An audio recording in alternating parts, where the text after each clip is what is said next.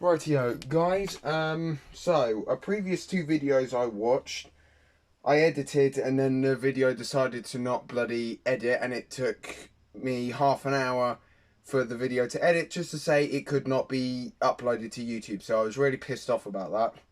So what I'm going to do is I'm going to do these two videos. I'm not going to, well, every time I'm trying to be as quick as possible about this because I want to be like short and snappy. I'll watch each since it's like free scary stories. I'll watch each story and then say what I think afterwards, and then play, because I need to stop talking for so much, because it is literally all these videos is just me editing out me yabbering on about shit, and also the ads.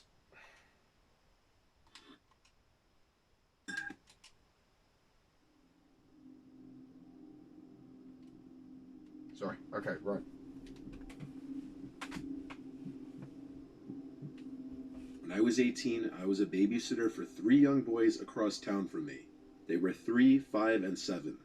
I'll just call them Adam 3, Bobby 5, and Chris 7, ABC. Adam and Chris were the easiest to take care of. Adam was a surprisingly well-behaved toddler, and Chris just liked to play his video games and watch TV. Bobby, on the other hand, was very moody, a picky eater, and difficult to get to go to sleep. I had worked for this family for months, and I was somewhat close with their mom Lucy, who was raising them by herself. They had a decently modest middle-class house. Lucy's parents would help her out with finances and such. All three boys had their own rooms. Lucy worked nights at the time, so I'd always babysit till around midnight on weeknights, and my college classes would start in the afternoon, so it worked out schedule and sleep-wise. One night after playing some Nintendo Wii games with Chris, I put Adam to bed, and not long after, Bobby. Chris's bedtime would be 9:30, Bobby's would be 9.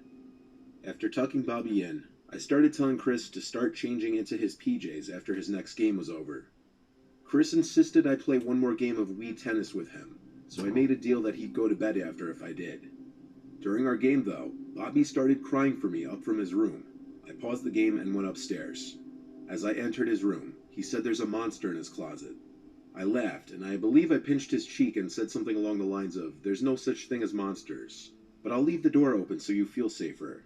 Then I asked if that made him feel better, and he nodded. Chris was downstairs calling for me to come back, all annoyed, so I went back to the game of tennis and we resumed, and we eventually finished the game with no interruptions. At this point, Chris went upstairs to change into his pajamas and brush his teeth, and I was alone in the kitchen watching TV. That's when Bobby's cries from upstairs echoed down again. I went up to his room again, and he was hiding under his covers. He said once again, "There's a monster in the closet, I heard it." I looked at the closet door, which was closed. I looked at it for a while, actually, then back at Bobby, and asked, "Why do you think there's a monster in there?" And he replied, "I keep hearing it moving." I asked him if he wanted me to take a look, and he shook his head no. I walked closer to the closet anyway, and he said don't. I didn't take him seriously, till I heard something in the closet myself. It was very clearly the sound of something alive in that closet that tapped into the door, or something behind the door. Bobby whispered, "See?" I turned around and picked up Bobby and said we're going to another room. I also grabbed Chris from the bathroom and brought him into Adam's room, where I locked the door. Adam and Lucy's room share a Jack and Jill bathroom with 2 entrances. I went into the bathroom and called Lucy and quietly asked if there was a possibility of there being an animal in the house or in the walls, because there were sounds that Bobby was hearing that I heard myself. She sounded concerned right away and wanted me to check the closet. I kept her on the phone as I went back to Bobby's room. My discovering the closet door to now be ajar confirmed that there was someone in the house with us. I told Lucy, and she freaked out, telling me it was most likely her crazy ex and to get the kids out of the house. I suddenly felt like my life were in danger, and her ex was going to come out of nowhere and run at me. I went to Adam's room and managed to get the 3 kids out of the room, but just as I did, I heard the front door to the house slam shut. I peeked down into the living room, and there was no one there, but the front door was shut. He must have made an exit while he could. I went to lock the door, then called 911. Lucy came home from work early, and was there when the police came. Without cameras or anything, there was no proof that it was her ex, though. Her ex is the father of Adam, but she keeps him away from her because of their past that I won't get into for her privacy. Long story short, he can't take it, and she just recently blocked his number, which would explain the possibility of him breaking into the house. The police recommended changing the locks on the doors and such to Lucy. She understood I wouldn't feel comfortable staying in that house for a while after that, so she started letting the kids stay with a relative or one of her parents coming to watch the kids. I don't know what happened after that because we kind of fell out of contact. I didn't really like the fact that she was okay with me checking the closet when she was already suspicious that it was her ex. It was definitely a horrifying experience.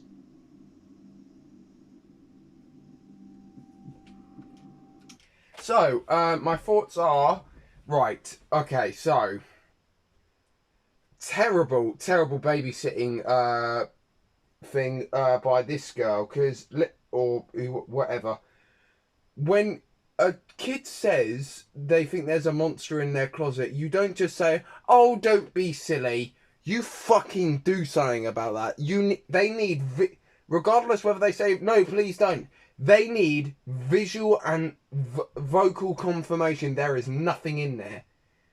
But at the same time, she's very lucky that Bobby did tell her not to, and that the bitch's Lucy's ex made a noise because yeah.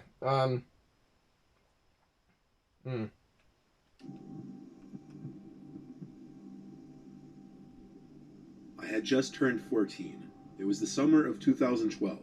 I was looking for a job. My grandma had told me about a family that she was friends with, and they had two boys, Alexander and Danny. Alexander was 10 and Danny was 5. I was very excited to have a summer job and get some extra spending money. I went over to meet the family with my grandma, and they were friendly enough. The two boys seemed easy to handle and not babyish or whiny at all. In fact, the boys and I were playing with their trucks, getting along great. I'm sorry, a 5-year-old and a 10-year-old. I know I said something, guys, but 5 and a 10-year-old not acting like whiny bitch babies. Cap and a half. I set up a date with the parents, and they actually had a dinner to go to the next night. So the next night, it became time for me to head over to the house. It was a humid, rainy night. I walked into the house, and the parents were just getting ready to leave. They gave me a paper with rules and such, things they didn't want the kids to do, and their routines. They wrote a little something on the side that said Danny swears he hears tapping on his window every night, but not to believe it, because they think it's just a silly story that kids make up. Dense motherfuckers. Okay, I know I said I wouldn't do this, but are you fucking stupid? Fuck. Oh my. No, I'm not getting into it. I was only 14 myself, so reading this was a little unnerving, but I sort of forgot about it. It was a chill night. We watched TV and played with toys. They didn't give me any sort of trouble, but when I told the boys it was time to get ready for bed, I noticed Danny starting to stall and get kind of distressed. I ignored it, thinking he's only 5 and probably wants to stay up later. Eventually, I got them both to settle down and go to sleep. About an hour and a half had passed. It was now 10 p.m. I heard Danny groggily but loudly yell for me. I rushed up to him and asked what was the matter. He told me he heard the tapping noise again. I instantly felt uneasy and nervous, but I just flicked on the light and looked out the window. Nothing outside except darkness and the solar lights from the neighbor's driveway. I calmly told Danny that it was probably just some bugs since it's summer after all.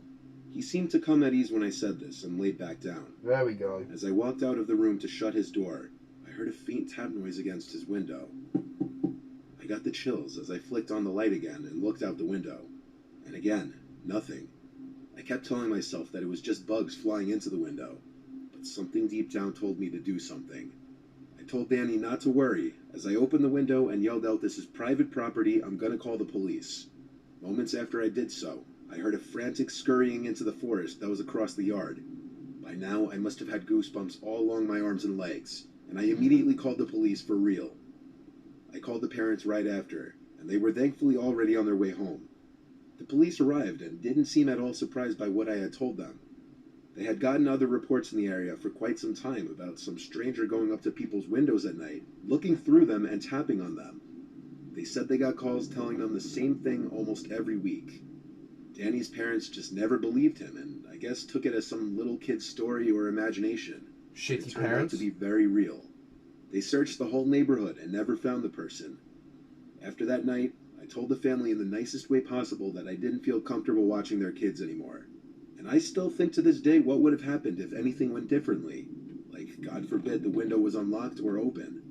Maybe sometimes parents shouldn't just brush whatever their young children say as just their imagination. Fuck off, ads.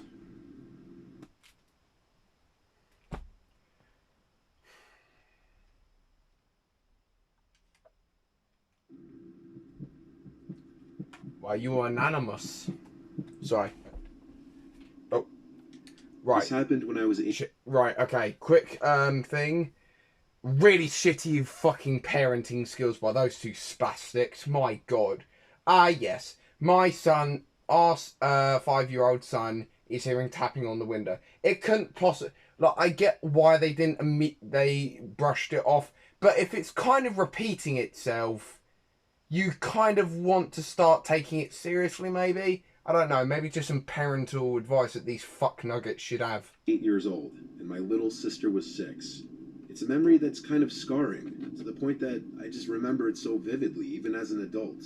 And it's something that stayed with me. Our parents hired a one-time babysitter for this weekend that they'd be away on a couples trip.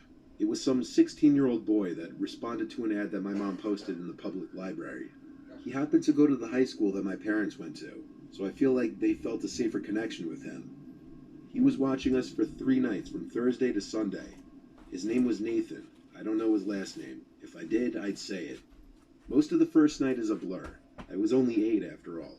I remember not much other than playing Ratchet and Clank on my PlayStation in the basement all night because I was obsessed. Same thing the next day, on Friday. I was playing Ratchet and Clank for so long that I guess Nathan came down to build a rapport with me and asked to play with me. He told me he also liked the game, so we played multiplayer versus mode. From what I remember, I actually was having fun and started to like Nathan. The next day, I had my friend Zachary over and we played soccer in the backyard, which Nathan volunteered to ref for as he came outside with my little sister. Basically, he was a completely normal-seeming dude for my 8-year-old mind. Zachary left not long after we all ate the pizza that Nathan ordered with the money I assume my parents left for food. That night before going to sleep, I was playing on my DS in bed, when Nathan came in and asked if I wanted to play more video games, and I'm sure I respectfully told him I'm tired. He would leave as expected, but that's not where this ends. I always was a heavy sleeper as a kid. Not anymore, but when I was 8, waking up in the middle of the night wasn't a regular occurrence. So waking up in my pitch-black room was definitely a weird thing to happen that night. I remember flipping on my side after hearing my door closing. I looked across the room, towards the door, and as my eyes adjusted to the dark, I saw someone standing in the corner of the room. And before I could digest what was happening and scream or react in any way, I heard Nathan go shh and whisper, "It's me." I didn't respond, but then he slowly got closer to my bed, pulled the covers off of me, and I swear he was about to get in the bed before I screamed stop or something along those lines, and he froze. I got out of bed and left the room. I went to my little sister's room, took a blanket from under her bed, and laid on the floor shaking, feeling extremely confused and uncomfortable.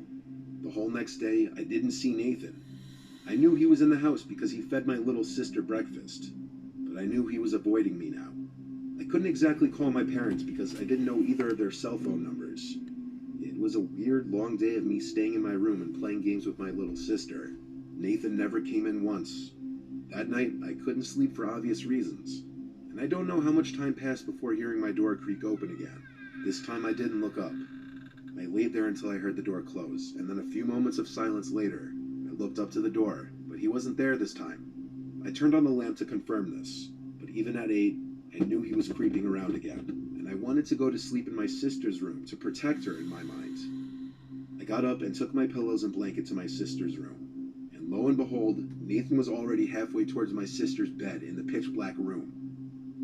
I yelled at him to get away from her, and he told me to calm down, he's just checking on her. He hurried out of the room, and I locked the door. That was the last time I ever saw him. The next morning, I woke up on my sister's floor and told her let's play games in her room until Mom and Dad get back, which was early in the day, thank God. We heard our parents get home and talk with Nathan outside, but we didn't leave her room until he was gone. My parents asked me why I slept on her floor. I don't remember what I said, but I know I didn't tell them the real reason. In fact, I never did. I regret it often. not telling them all those years ago so that Nathan guy would get in trouble. I'm scared because of me, he might have actually at some point successfully hurt a child. It's sadly something I kept bottled up my whole childhood, simply because I felt too embarrassed and awkward to tell anyone. I mean, he was 8, so I'm gotta say, you're kind of stupid, but at the same time, you're only a kid, and to be honest, an 8-year-old doesn't know much about fucking kiddie fiddlers. So, I'll give you credit, mate. I'll let you have that one off. But normally I would roast the ever-loving fuck out of you. Right, I'm going to pause the video here. I'm going to upload the next next videos separately because otherwise the editing just takes too long.